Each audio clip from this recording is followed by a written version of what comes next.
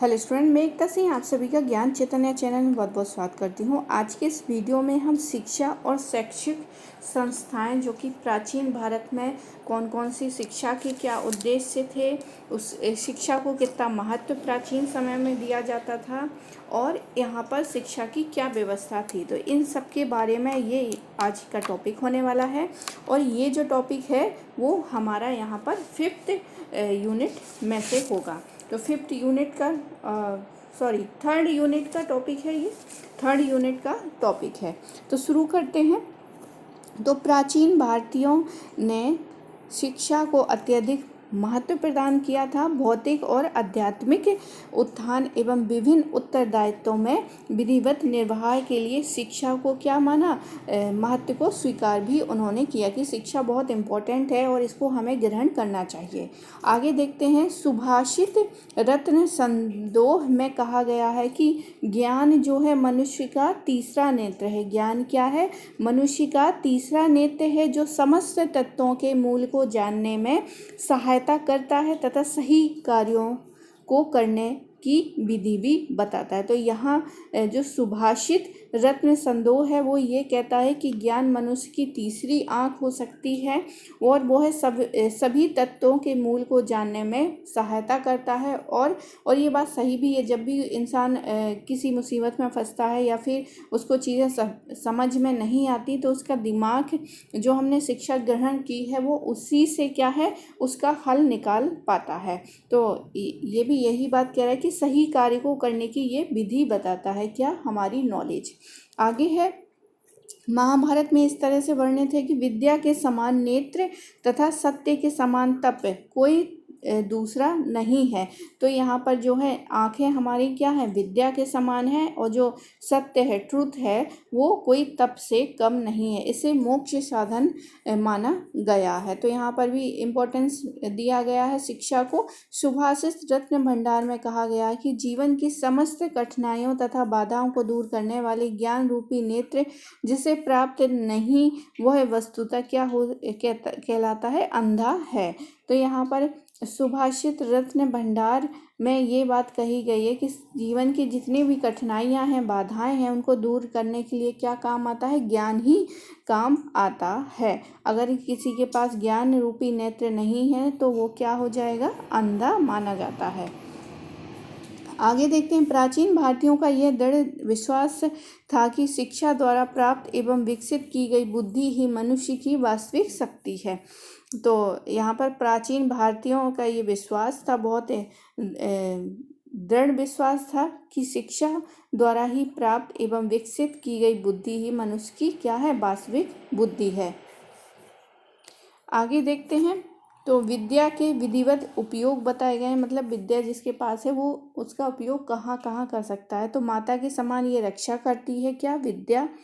विद्या के समान हितकारी कार्यों में पिता के समान हितकारी कार्यों में नियोजित करती है। पत्नी के समान दुखों को दूर कर आनंद पहुंचाती है। यश तथा वैभव का विस्तार करती है। यह कल्प लता के समान गुणकारी है।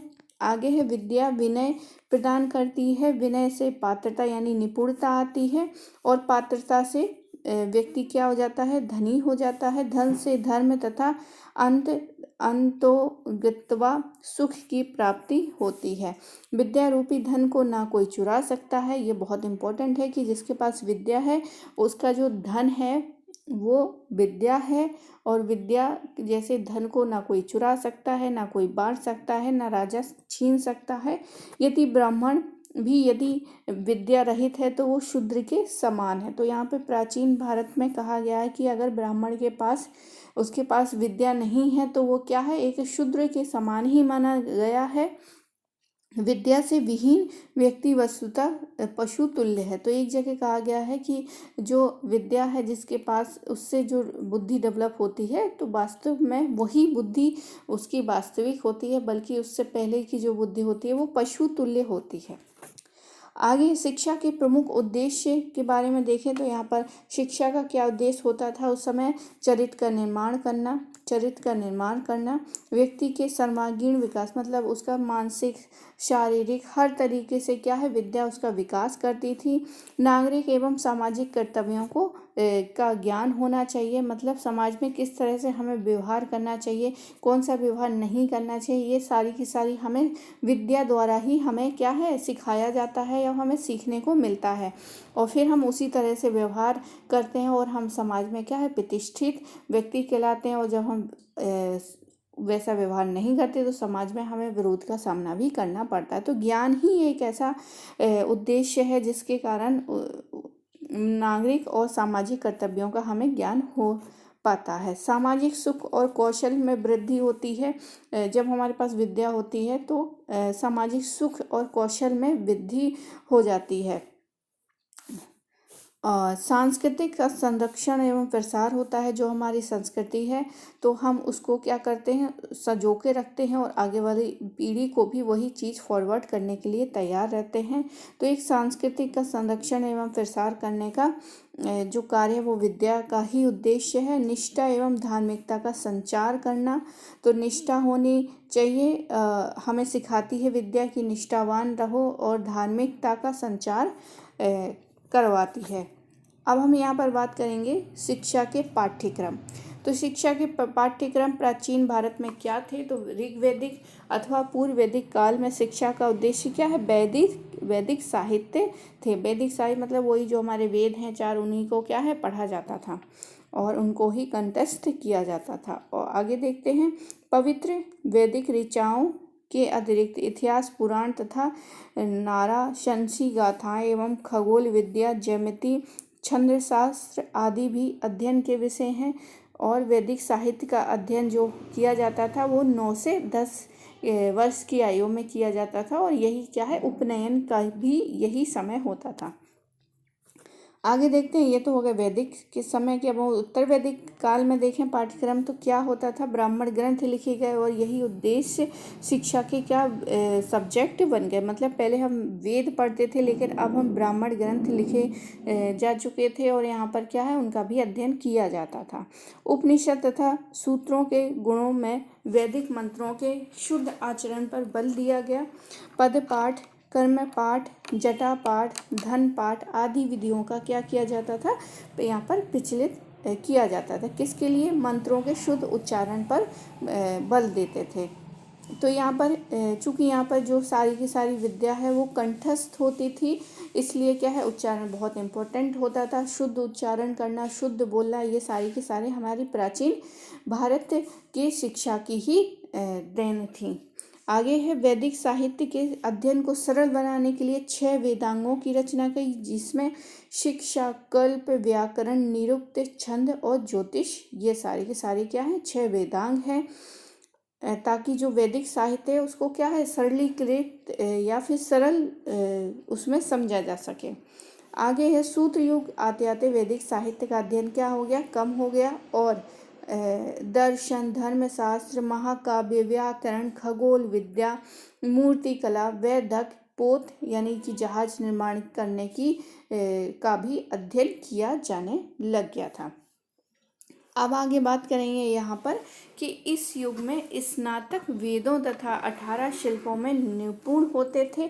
जैसे कि अब ये 18 शिल्प क्या क्या है, जैसे गायन, वादन, चित्रकला, गणित, नृत्य, गणना, यंत्र, मूर्तिकला, कृषि, पशुपालन, वाणिज्य, चिकित्सा, विधि, प्रशासनिक प्रशिक्षण, धनुर्विद्या तथा सैनिक, जादूगरी, सर्व विद्या तथा विष दूर करने वाले, छिपे धन के पता लगाने की विधि। तो ये 18 के 18 क्या थे शिल्प थे, जिसमें क्या है स्नातक इस युग में इसमें निपुण किया जाता था व्यक्ति को। आगे है वात्सायन के कामसूत्र में 64 कलाओं का उल्लेख है, जिसका अध्ययन सुसंस्कृत महिला के लिए अनिवार्य माना जाता था। मतलब वात्सायन यानी गुप्त काल में 64 कलाओं को बहुत इम्पोर्टेंस दिया गया और हर जो भी सुसंस्कृत महिला है उसको ये 64 कलाएं आनी अनिवार्य उस समय थी। अब इसमें क्या क्या कलाएं थी, इसमें थी पाक विद्या, शारीरिक प्रसाधन, संगीत, नृत्य, चित्रकला, सफाई, सिलाई, कढ़ाई, व्यायाम, मनोरंजन। तो ये मेन है, बाकी 64 में बहुत एक लंबी लिस्ट होगी उस समय। वो सारी की सारी चीज़ें जो है एक सुसंस्कृत महिला को अनिवार्य होती थी। आगे है, सिर्फ ये वात्स्यायन के कामसूत्र से ही नहीं 64 कलाओं का उल्लेख मिलता है, बल्कि और भी अन्य ग्रंथ है, जैसे कादम्बरी हो गए, शुक्र नीति सार हो गया, ललित विस्तार। इसमें भी 64 कलाओं का उल्लेख किया गया है जो कि कामसूत्र में वात्स्यायन के कामसूत्र में वर्णित है। तो कभी एग्जाम में पूछा जा सकता है कि वात्स्यायन के कामसूत्र की 64 कलाओं का उल्लेख इनके अलावा कहाँ पर है, तो आंसर होगा कादम्बरी, शुक्र नीति सार और ललित विस्तार। आगे है, हुएनसांग तथा अल-बरूनी के विवरण से पता चलता है कि व्याकरण तथा ज्योतिषी की शिक्षा का भारत में बहुत अधिक प्रचलन था। तो यहाँ पर क्या है, हमें विदेशी विवरण भी मिलते हैं जो ये बताते हैं कि यहाँ पर क्या है, व्याकरण या जिसको इंग्लिश में ग्रामर बोलते हैं, तो व्याकरण जो है और ज्योतिषी की शिक्षा का भारत में बहुत अधिक क्या था, प्रचलन था। तक्षशिला में वैदिक साहित्य के साथ साथ 18 शिल्पों की शिक्षा दी जाती थी ताकि विद्यार्थी अध्ययन के पश्चात जो है स्वतंत्र रूप से जीवित कमाने योग्य बन जाते थे। शिक्षा मौखिक होती थी, मतलब कंठस्थ ही किया जाता था। तो पवित्र मंत्रों को याद कर लेते थे, पुरोहित वर्ग विशेष मंत्रों को याद कर लिया करते थे और सामान्य जन केवल कुछ ही प्रसिद्ध मंत्रों को याद कर, मतलब मंत्र याद करने के लिए भी कैटेगराइज यहाँ पर थी कि पवित्र मंत्रों को ही याद करना है, सारे मंत्रों को याद नहीं करना है। पुरोहित वर्ग किसी विशेष मंत्रों को याद किया करते थे। सामान्य जन जो है, जो बहुत महत्वपूर्ण या प्रसिद्ध मंत्र थे उन्हीं को याद किया करते थे। बाद के मंत्रों को याद करने के साथ उनकी व्याख्या के ज्ञान पर भी बल दिया गया। निरुक्त में ऐसे व्यक्ति की निंदा की गई है जो मंत्रों की व्याख्या जाने बिना उन्हें याद कर लिया करते थे। तो यहाँ पर एक निरुक्त है जहाँ पर ये बताया गया है कि अगर व्यक्ति को उस श्लोक का अर्थ नहीं पता है और वो याद कर लेता है तो इसकी क्या करता है, वो निंदा करता है। आगे, शास्त्रार्थ के निर्मित गोष्ठियों का आयोजन किया जाता था, मतलब जो मंत्र जिसने याद कर लिए तो एक सम्मेलन बुलाया जाता था और उस सम्मेलन में क्या शास्त्रार्थ होता था, मतलब वहाँ पर श्लोक बोले जाते थे, उसका अर्थ बोला जाता था। तो इस तरह की संगोष्ठियाँ होती थी। उपनिषद तथा सूत्रों के समय में वेदों को अपौरुषीय माना जाता था तथा वैदिक मंत्रों के शुद्ध उच्चारण किए जाने पर क्या किया जाता था, बल दिया जाता था। तो उत्तर वैदिक काल के बाद क्या है, मंत्रों के उच्चारण पर विशेष बल दिया गया ताकि जो उच्चारण वो सही किया जा सके। और जो वेद हैं उसको मतलब पुरुष ऐसा माना गया कि ये पुरुषों द्वारा निर्मित नहीं है, ये अपुरुषीय है। आगे है, कागज़ तथा छपाई के साधन का उस समय अभाव था, इसलिए पुस्तकालयों का निर्माण नहीं हो पाया। मतलब यहाँ वैदिक काल के समय की बात हो रही कि पुस्तकालय वहाँ पे निर्मित हमें कोई साक्ष्य नहीं मिलते। हमें साक्ष्य मिलते हैं पुस्तकालय की तो नालंदा हो गया, तक्षशिला हो गए, इस तरह के हमें जब विश्वविद्यालय बनते हैं तब हमें देखने को मिलता है कि वहाँ पर लाइब्रेरियाँ हुआ करती थी।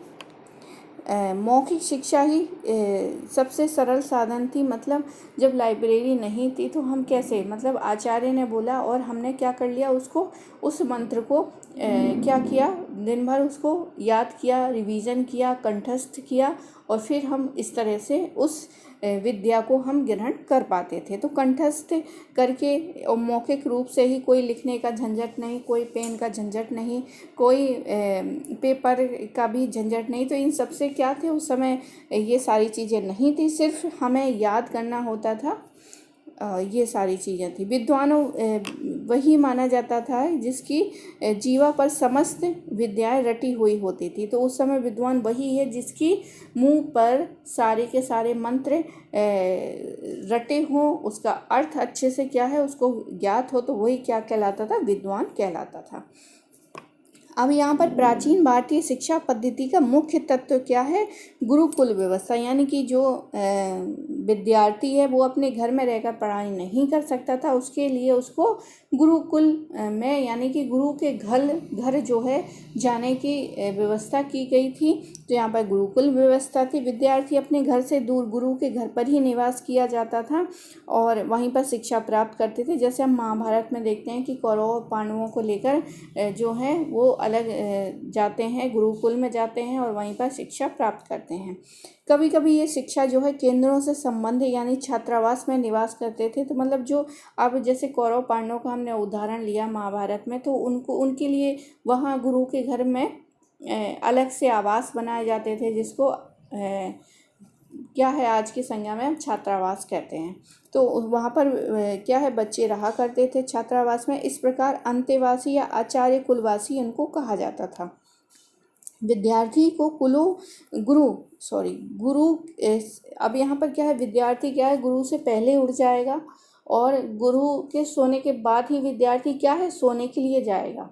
ऐसा नहीं कि जो हमारे टीचर हैं वो जग रहे हैं और विद्यार्थी क्या है सो गए हैं। तो उस समय ऐसा नहीं था, गुरु का जो स्थान था बहुत ज़्यादा इम्पोर्टेंस था और गुरु के सो जाने पर ही सभी सोते थे। और गुरु के उठने से पहले सारे विद्यार्थी क्या हो जाते थे, उठ जाया करते थे।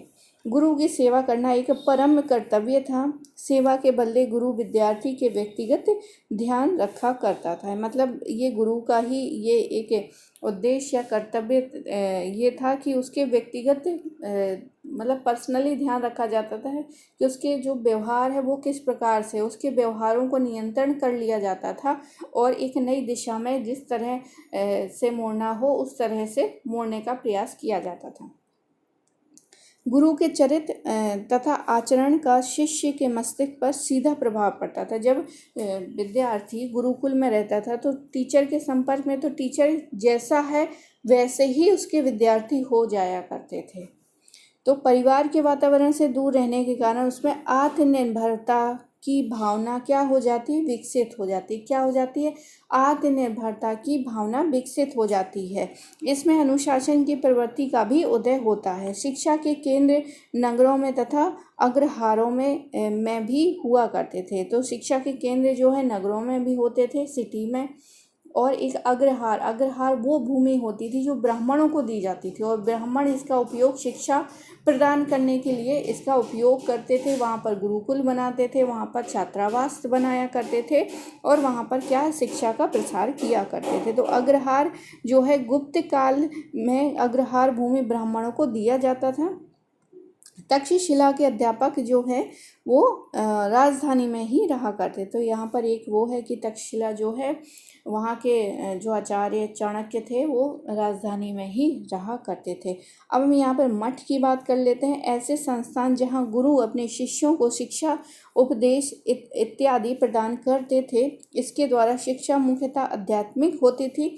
हिंदू धर्म में मठों की परंपरा लाने का श्रेय जो है शंकराचार्य को जाता था। तो मठ क्या है, जैसे बौद्ध मठ हो गए, तो यहाँ पर क्या है एक किसी धर्म विशेष की ही शिक्षा प्रदान की जाती थी। और हमारे आचार्य जी ने जो है मठों की स्थापित करने की परंपरा को लाए थे। उन्होंने 4 जगह मठ बनाए थे। जैसे श्रृंगेरी मठ हो गया, रामेश्वर में है, गोवर्धन मठ उड़ीसा में है, शारदा मठ जो है द्वारका में है, ज्योतिर्मठ जो है उत्तराखंड यानी बद्री का आश्रम में है। तो ये सारे हमें याद करने हैं। और अलग से हमारे यूजीसी नेट 3rd यूनिट में हमारा जो लास्ट से 2nd टॉपिक है उसमें थर्ड टॉपिक जो है वो है शिक्षा और शैक्षिक संस्थान, जिसमें शिक्षा के केंद्रों के रूप में क्या है अग्रहार, जो कि हमने देखी कि ब्राह्मणों को भूमि अनुदान दी जाती थी, जिससे ब्राह्मण क्या है शिक्षा के प्रसार के लिए उस भूमि का उपयोग करते थे। मठ हुआ करते थे, जैसे हमने बौद्ध मठ देखे, हमने शंकराचार्य के मठ देखे। अब हम देखेंगे महाविहार क्या थे। तो महाविहार जो है उसके बारे में भी देखते हैं कि बौद्ध, इससे पहले यहाँ पर देख लेते हैं कि बौद्ध मठ का अर्थ ऐसे संस्थानों से जहाँ बौद्ध धर्म के गुरु अपने शिष्यों को शिक्षा या उपदेश प्रदान किया करते थे। अब हम देखते हैं महाविहार क्या है। तो महाविहार जो है बौद्ध मठों में सर्वाधिक महत्वपूर्ण बड़े विहारों को कहा जाता था, जैसे कि नालंदा हो गया, ओदंतपुर हो गया, विक्रमशिला हो गए आदि को विहार की श्रेणी में रखा गया। मतलब बहुत बड़े बड़े विहार, मतलब रहने की, पढ़ने की, खाने की सारी व्यवस्था यहाँ पर की जाती थी, इसलिए इसको महाविहार कहा गया। तो एक एक करके देखते हैं। सबसे पहले है नालंदा है, बहुत इंपॉर्टेंट है और अक्सर यहाँ से क्या है क्वेश्चन आता ही आता है। तो नालंदा देखते हैं। नालंदा बिहार प्रांत की राजधानी पटना के दक्षिण में लगभग 40 मील की दूरी पर आधुनिक वडगांव नामक ग्राम के समीप पर स्थित था। सर्वप्रथम यहाँ एक बौद्ध विहार की स्थापना गुप्त काल में करवाई गई थी और चीनी यात्री हुएन सांग लिखता है कि इसके संस्थापक क्या कौन थे? शक्रादित्य थे। अब यही शक्रादित्य कौन है? कुमारगुप्त हैं। कुमारगुप्त की पहचान, शक्रादित्य की पहचान किससे की गई है? कुमारगुप्त से की गई है। क्यों की गई है? क्योंकि कुमारगुप्त ने एक उपाधि धारण की थी महेंद्रादित्य, और जो महेंद्र और शुक्र है वो एक दूसरे के ही पर्यायवाची है। तो शक्रादित्य जो है वही कुमारगुप्त हैं और इनकी उपाधि जो थी वो महेंद्रादित्य थी। अब ये जो शक्रादित्य हैं ये बौद्ध धर्म के रत्नों के प्रति बहुत ही श्रद्धा रखते थे, इसी कारण इन्होंने नालंदा की क्या की थी? स्थापना की थी। तो कुमारगुप्त, शक्रादित्य या फिर कहें कि महेंद्रादित्य, इन्होंने ही क्या है, ये सारे एक ही व्यक्ति हैं, इन्होंने ही क्या है इसकी नींव डाली थी। कुमारगुप्त के पुत्र बुद्धगुप्त ने अपने पिता के कार्य को जारी रखते हुए इसके दक्षिण में बिहार बनाया। मतलब ये है, यहाँ पर देखते हैं जैसे कि ये हो गया पूरब, पश्चिम, उत्तर, दक्षिण। तो इस तरह से हम देखें तो बुद्धगुप्त ने दक्षिण में एक बिहार बनवाया और उसके जो पिता हैं कुमारगुप्त उसने उत्तर में बनवाया था। अब यही जो है तथागत गुप्त ने पूरब में एक बिहार बनवाया और बालादित्य जो कि जावा सुमात्रा के शासक थे, इन्होंने पूर्व और उत्तर, मतलब यहाँ पर एक क्या है विहार बनवाया। आगे देखते हैं। तत्पश्चात उनके पुत्र वज्र ने इस विहार के पश्चिम में एक विहार बनवा दिया था। तो ये थे कुछ कि यहाँ पर सिर्फ एक बिहार नहीं है, बहुत सारे लोगों ने उत्तर पश्चिम, पूरब पश्चिम सारी दिशाओं में क्या है बिहार बनाने का यहाँ पर कार्यक्रम किया था, बिहार बनवाए थे। इसके बाद महाभारत के एक शासक मध्य भारत के एक शासक हर्ष ने यहाँ एक ताम्र विहार भी बनवाया था तथा सभा जो है सभी बिहारों को एक चारों ओर, मतलब मान लीजिए ये एक ये बिहार, एक ये बिहार, एक ये, तो हर्ष ने क्या किया था इन चारों को क्या कर दिया था यहाँ पर एक चार दीवार के अंदर इसको पैक कर दिया था। आगे है 12वीं शताब्दी के अंत तक हिंदू बौद्ध दाताओं द्वारा नालंदा में मठ तथा विहार बनाए जाने का क्रम चलता रहा। तो ये जो मठ है बनाने और विहार बनाने का कार्यक्रम कब तक चलता रहा? 12वीं शताब्दी तक चलता रहा। हर्ष काल तक आते आते नालंदा क्या हो गया था? अंतर्राष्ट्रीय ख्याति के रूप में विकसित हो गया था। देश विदेश से लोग यहाँ पर आने लग गए थे। तो विश्वविद्यालय लगभग, अब इसकी देख लेते किस प्रकार से संरचना थी। बहुत बड़ा था ये विश्वविद्यालय, एक मील लंबे तथा आधा मील क्या है चौड़े क्षेत्र में स्थित था। भवन, स्तूप, विहार वैज्ञानिक योजना के आधार पर बनाए गए थे। जैसे कि यहाँ पर क्या है 8 बड़े कमरे थे, तो 8 बड़े कमरे यहाँ पर एक समझने के लिए यहाँ पर बनाए गए हैं। तो एक 8 कमरे हुआ करते थे, 300 छोटे कमरे हुआ करते थे जो कि हमें क्या है लेक्चर देने के लिए काम होते थे। इसके अलावा धर्मगज्जा, ये 3 कमरे जो हैं धर्मगज्जा यानी पुस्तकालय 3 कमरों में बनी हुई थी। भव्य भवन बहुत भव्य थे, उत्तुंग और बहुमंजिले थे, मतलब सिर्फ एक मंजिल नहीं थे, बहुत सारी मंजिलें यहाँ पर थी। तो ये सारे के सारे कौन कह रहा है? ये ह्वेन सांग का जीवन चरित्र जिसने लिखा था। ही ली कहता है कि संपूर्ण संस्थान जो है ईंटों की दीवार से घिरा हुआ था, जो कि पूरे मठ को बिहार से घेरती थी, जिसमें 8 अन्य हाल थे जो संघाराम के बीच में स्थित थे, अलग किए गए थे। अलंकृत मीनारें तथा परियों के समान गुंबज पर्वत की नुकीली चोटियों की तरह परस्पर हिले मिले से खड़े हुए थे। मान मंदिर यानी प्रातः काल में मतलब एक धुंध सी दिखती थी, जिसमें ये क्या हो जाते थे, विलीन हो जाते थे पूरे के पूरे मीनारें। ऊपरी कमरे जो है बादलों के ऊपर विराजमान थे। बाहर की सभी कक्षाएं जिसमें भ्रमण आवास थे 4-4 मंजिलों की बनी हुई थी। इसी चीनी विवरण की पुष्टि जो है न्यूनाधिक रूप से 8वीं शताब्दी के कन्नौज नरेश यशोवर्धन के नालंदा से प्राप्त प्रस्तर अभिलेख से भी होती है। मतलब ये जो विदेशी विवरण है ये गलत नहीं है, ये सही है। और इसका उल्लेख हमें कहाँ मिलता है? कन्नौज के नरेश यशोवर्धन के नालंदा अभिलेख से। आगे है, हर्ष काल में नालंदा को पूर्ण राजकीय संरक्षण मिला। हर्ष काल में नालंदा को पूर्ण रूप से राजकीय संरक्षण मिल चुका था। परिणाम स्वरूप ये जगत प्रसिद्ध विश्वविद्यालय बन गया। हर्ष ने लगभग 101 गांव को इसके लिए दे दिया था, ताकि इसका जो निर्वहन हो वो हो सके। नालंदा न सिर्फ भारत में बल्कि चीन, मंगोलिया, तिब्बत, कोरिया, मध्य एशिया आदि देशों से भी विद्यार्थी क्या है शिक्षण ग्रहण करने यहाँ पर आते थे। ही ने यहाँ के विद्यार्थियों की संख्या 10,000 बताई है। प्रवेश कैसे होती थी? बहुत कठिन परीक्षा होती थी और 10 में से सिर्फ 2 या 3 ही यहाँ पर पास हो पाते थे। तो बहुत टफ यहाँ पर क्या है एग्ज़ाम होता था। यहाँ के स्नातकों का बड़ा सम्मान किया जाता था। अब हम बात करेंगे यहाँ पर क्या क्या पाठ्यक्रम था। तो महायान तथा बौद्ध धर्म के 18 संप्रदायों के ग्रंथों के अतिरिक्त वेद, हेतु विद्या, शब्द विद्या, योग शास्त्र, चिकित्सा, तंत्र विद्या, सांख्य दर्शन के ग्रंथों की शिक्षा आख्यानों के माध्यम से दी जाती थी। ह्वेन सांग 18 महीने रहकर अध्ययन करता है और यहाँ सैकड़ों की संख्या में उच्च कोटि के विद्वान निवास करते हैं। वो बताता है मतलब 18 महीने रहकर फिर वो कहता है कि यहाँ पर बहुत सारे हजारों मतलब सैकड़ों की संख्या में क्या हैं बहुत उच्च कोटि के विद्वान हैं। 1000 व्यक्ति जो है सूत्रों तथा शास्त्रों के 20 संग्रह का अर्थ समझा सकते थे। 500 व्यक्ति थे जो 30 संग्रहों को पढ़ा करते थे, 30 संग्रहों को पढ़ा सकते थे। धर्म के आचार्य से लेकर 10 ऐसे थे जो 50 संग्रहों की व्याख्या कर सकते थे। शीलभद्र जो हैं यहाँ एक अकेले ऐसे व्यक्ति जो सभी संग्रहों के दादा थे। तो यहाँ पर कुलपति जो हो कौन हो जाएंगे? शीलभद्र हो जाएंगे।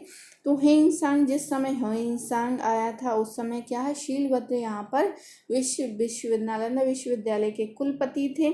इसके अलावा कुलपति मतलब शीलभद्र को क्या कहा गया? सत्य एवं धर्म का भंडार कहा गया। इसके अलावा शीलभद्र से पहले धर्मपाल थे यहाँ के कुलपति, जो शीलभद्र के गुरु भी थे। बाद में शीलभद्र के बाद चंद्रपाल हो गया, गुणमती हो गया, स्थिरमती हो गया, प्रभा मित्र हो गया, जिन मित्र हो गया और ज्ञानचंद्र। तो ये सारे के सारे यहाँ पर कुलपति हुए हैं, कभी एग्जाम में पूछ सकता है क्रम में। तो धर्मपाल सबसे पहले थे, शीलभद्र उसके बाद थे, चंद्रपाल हो गया, गुणमती, स्थिरमती, प्रभा मित्र, जिन मित्र और ज्ञानचंद्र। तो यहाँ पे सबसे पहले पाल हैं, फिर भद्र हैं, फिर पाल हैं, फिर 2 बार मती है, 2 बार मित्र हैं और 1 बार चंद्र हैं। आगे है विश्वविद्यालय का प्रशासन चलाने के लिए 2 परिषदें हुआ करती थी, बौद्धिक हो गया और एक प्रशासनिक। कुलपति सबसे ऊपर इन सबके ऊपर होता था। मंदसौर प्रस्तर लेख जो है 8वीं शताब्दी से पता चलता है कि सभी नगरों में नालंदा अपने विद्वानों के कारण सबसे अधिक जो है ख्याति प्राप्त विश्वविद्यालय था। जावा एवं सुमात्रा के शासक बालपुत्र देव ने नालंदा में एक मठ बनवाया था, जिसके निर्वहन के लिए अपने मित्र बंगाल के पाल नरेश देवपाल से 5 गांव जो है दान में दिए थे। तो बालपुत्र देव ने यहाँ पर एक बिहार बनवाया था, साथ ही 5 गाँवों को यहाँ पर क्या कर दिया था, दे दिए थे ताकि उसका भरण पोषण कर सके। आगे है 11वीं शताब्दी में पाल शासकों ने नालंदा के स्थान पर किसको प्रमोट करना शुरू कर दिया, विक्रमशिला को, जिसके कारण क्या है, यहाँ की जो प्रसिद्धि थी वो कमी होती गई। 12वीं शताब्दी के अंत में आक्रांता बख्तियार खिलजी ने विश्वविद्यालय को क्या कर दिया, तोड़ डाला। नालंदा विश्वविद्यालय के विद्वानों की सबसे बड़ी उपलब्धि ये है कि उन्होंने तिब्बत में बौद्ध धर्म और भारतीय संस्कृति का क्या किया, प्रचार प्रसार किया। तिब्बत में बौद्ध धर्म के प्रचारकों में सर्वप्रथम चंद्र गोविंद का नाम उल्लेखनीय है। तो बौद्ध धर्म के प्रचार करने के लिए तिब्बत में सबसे पहले कौन गया, चंद्र गोविंद गए। नालंदा के दूसरे बौद्ध विद्वान जो है शांति रक्षित 8वीं शताब्दी के मध्य तिब्बत नरेश के नियंत्रण पर वहां गए तथा बौद्ध धर्म का उपदेश दिया। इन्हीं के निर्देशन में वहां प्रथम तिब्बती बौद्ध मठ जो है निर्मित कराया और यहीं पर क्या है, जीवन पर्यंत होकर उन्होंने बौद्ध धर्म का प्रचार प्रसार भी किया। इसके कार्य में नालंदा से ही शिक्षित कश्मीरी भिक्षु जो है पद्म संभव ने भरपूर सहायता प्रदान की। तो सबसे पहले यहाँ पर है चंद्र गोविंद जाते हैं तिब्बत, उसके बाद जो हैं दूसरे शांति रक्षित जाते हैं और यहाँ पर एक शिक्षित कश्मीरी भिक्षु होते हैं पद्म संभव, इन्होंने उसकी सहायता की, शांति रक्षित की। तो ये तीनों इम्पोर्टेंट हो गए जिन्होंने तिब्बत में जाकर क्या है, बहुत ज़्यादा सहयोग किया बौद्ध धर्म को फैलाने में। अब हम बात करेंगे बल्लभी की। तो गुजरात के काठियावाड़ क्षेत्र में स्थित आधुनिक वल्ल नामक स्थान पर स्थित बल्लभी प्राचीन भारत में शिक्षा एवं संस्कृति का प्रसिद्ध केंद्र था। इस नगर की स्थापना जो है मैत्रक वंश के शासक भट्टार्क ने की थी। तो संस्थापक कौन से हो गए, मैत्रक वंशी शासक भट्टार्क ने की थी। बल्लभी जो है मैत्रक राजवंश की राजधानी थी। 7वीं शताब्दी में बल्लभी एक व्यापारिक और शैक्षिक क्या हो गया, केंद्र बन गया। हुइन सांग इस नगर की समृद्धि का वर्णन करता है। इसके अनुसार यहाँ 100 बौद्ध विहार थे, लगभग 6000 हीनयान भिक्षु निवास करते थे। नगर की परिधि जो है 600 मील के घेरे में थी। तो यहाँ पर जो शिक्षा का केंद्र होगा वो हीनयान बौद्ध जो एक शाखा है हीनयान बौद्ध धर्म, वो यहाँ पर प्रचलित थी। आगे कथा सरित सागर से पता चलता है कि अंतर्वेदी यानी गंगा का प्रदेश के ब्राह्मण तक के अपने बच्चों को यहाँ पर पढ़ने के लिए भेजा जाता था। मतलब गंगा के जो क्षेत्र के लोग हैं ब्राह्मण, उनके बच्चे भी यहाँ पर पढ़ने आते थे। बौद्ध धर्म के अलावा न्याय, विधि, वार्ता, साहित्य, उच्च शिक्षा की उत्तम यहाँ पर व्यवस्था की गई है। 7वीं शती के मध्य जो है विश्वविद्यालय के प्रमुख आचार्य थे स्थिरमती और गुणमती। तो यहाँ पर जो आचार्य या कुलपति के लिए स्थिरमती गुणमती थे। स्थिरमती गुणमती धरसेन प्रथम के लेख से पता चलता है कि इसके आवास के लिए 2 सुंदर विहार भी बनवाए गए थे। नालंदा के समान ही बल्लभी विद्वानों के नाम को श्वेताक्षरों में विश्वविद्यालय के तोरण पर अंकित करवाता था। इति सिंह के विवरण से पता चलता है कि 7वीं शताब्दी में बल्लभी का विश्वविद्यालय नालंदा की प्रतिस्पर्धा, मतलब दोनों में कंपटीशन होने लग गया था। मैत्रक शासकों ने उदारता पूर्वक दान दिए तथा उनके काल तक खूब उन्नति हुई और फिर यहाँ के उत्कीर्ण छात्र जो है राजकीय पदों पर नियुक्त किए जाते थे और अपना जीवन यापन करने के लिए नियमित आर्थिक सहायता प्रदान की जाती थी। 8वीं शताब्दी में अरब आक्रमण से विश्वविद्यालय की प्रगति कुछ काल के लिए क्या है, रुक गई, लेकिन जैसे ही शांति स्थापित होती है दोबारा से मैत्रकों के उत्तराधिकारियों ने विश्वविद्यालय को संरक्षण और सहायता प्रदान किया। तो और 12वीं शताब्दी के अंत तक एक शिक्षा के रूप में क्या है, बल्लभी की ख्याति बनी रही। तो ये कोई जल के नष्ट नहीं हुआ था बल्लभी। हाँ, यहाँ पर जब आक्रमणकारी आए तो कुछ समय के लिए जो है अवरुद्ध हुई शिक्षा, लेकिन बाद में फिर दोबारा से यहाँ पर शुरू हो जाती है। अब हम बात करेंगे विक्रमशिला की। तो विक्रमशिला जो है बिहार प्रांत के भागलपुर जिले में स्थित है। विक्रमशिला नालंदा के समान ही एक अंतर्राष्ट्रीय ख्याति का शिक्षा केंद्र रहा। स्थापना जो है पाल नरेश धर्मपाल ने की थी विक्रमशिला की, और यहाँ मंदिर तथा मठ बनवाए तथा उन्हें उदारता पूर्वक जो है अनुदान भी दिए। 160 विहार तथा व्याख्यान के लिए अनेक कक्ष बनाए हुए थे। धर्मपाल के उत्तराधिकारी 13वीं शताब्दी तक राजकीय संरक्षण प्रदान लगभग 4 शताब्दियों से भी अधिक समय तक अंतर्राष्ट्रीय विश्वविद्यालय बना रहा। विक्रमशिला विश्वविद्यालय में 6 महाविद्यालय थे। प्रत्येक में से एक केंद्रीय कक्ष तथा 108 अध्यापक थे। केंद्रीय कक्ष को क्या कहा जाता था? विज्ञान भवन कहा जाता था। प्रत्येक महाविद्यालय में एक प्रवेश द्वार होता था तथा प्रत्येक प्रवेश द्वार पर एक एक द्वार पंडित बैठता था। द्वार पंडित द्वारा परीक्षण किए जाने के बाद ही किसी विद्यार्थी का महाविद्यालय में प्रवेश जो है संभव होता था। तो मतलब जब गेट पर एक विद्यार्थी आता था तो वहाँ पर द्वार पंडित बैठे होते थे, उनसे क्वेश्चन पूछते थे। अगर वो स्टूडेंट सारे क्वेश्चन का जवाब दे देता था तो उसको क्या है, विक्रमशिला में प्रवेश दिया जाता था। अब यहाँ पर द्वार पंडितों के यहाँ पर नाम मिलते हैं। तो पूर्वी द्वार पर आचार्य रत्नकर शांति बैठते थे। पश्चिम द्वार पर वागीश्वर कीर्ति बैठते थे। उत्तर में नरोप बैठते थे। दक्षिण में प्रज्ञा करमती बैठते थे। प्रथम केंद्रीय द्वार में रत्नवज्र कश्मीरी बैठते थे। द्वितीय केंद्रीय द्वार पर ज्ञान श्री मित्र गौंडिये बैठते थे।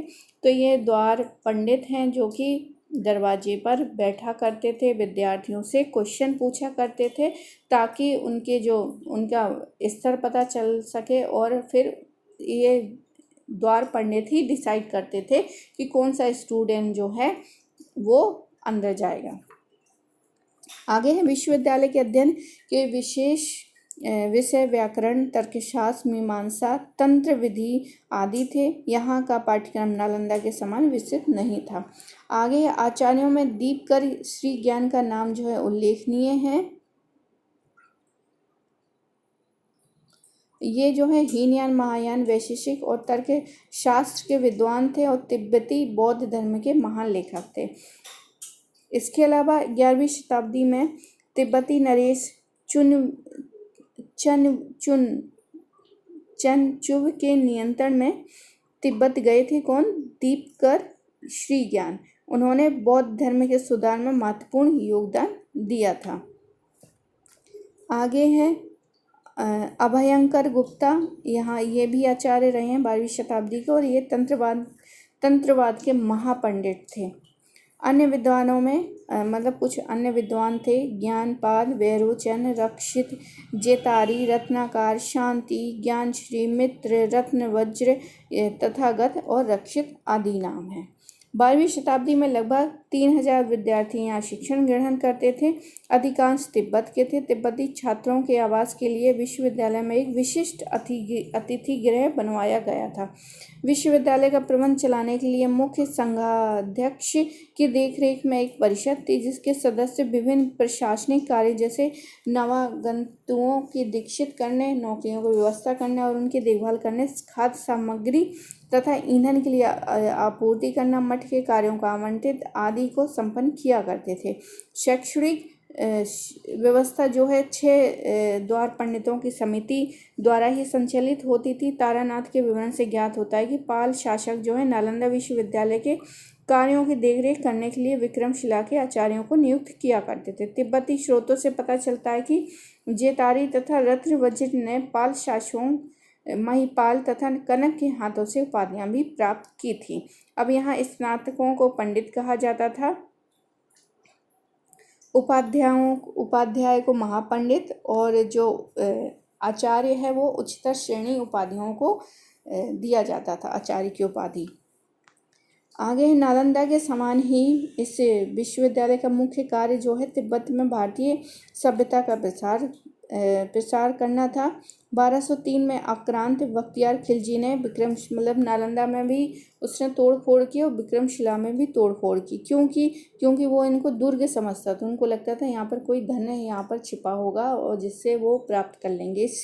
उसमें क्या है, उन्होंने इसको तोड़ दिया और भिक्षुओं की सामूहिक हत्या कर दी तथा ग्रंथों को भी जला दिया। इस समय विश्वविद्यालय जो कुलपति थे जिस समय बख्तियार खिलजी आए वो है शाक्यश्री भद्र। तो सबसे इम्पोर्टेंट यही है, शाक्यश्री भद्र थे जिस समय आक्रांता बख्तियार खिलजी यहाँ पर आते हैं। वे अपने अनुयायियों के साथ किसी प्रकार बचकर क्या है तिब्बत भाग चले जाते हैं और विक्रमशिला के अतिरिक्त पाल नरेश रामपाल के समय यानी 11वीं-12वीं शताब्दी में उदंतपुरी और जगदल में भी शिक्षण केंद्र स्थापित करवाए थे। अब जगदल जो है तंत्रयान शिक्षा के लिए फेमस था। जगदल और विभूति चंद्र दानशील मोक्षाकर और ये कुछ विद्वान रहे हैं जो कि जगदल में यहाँ पर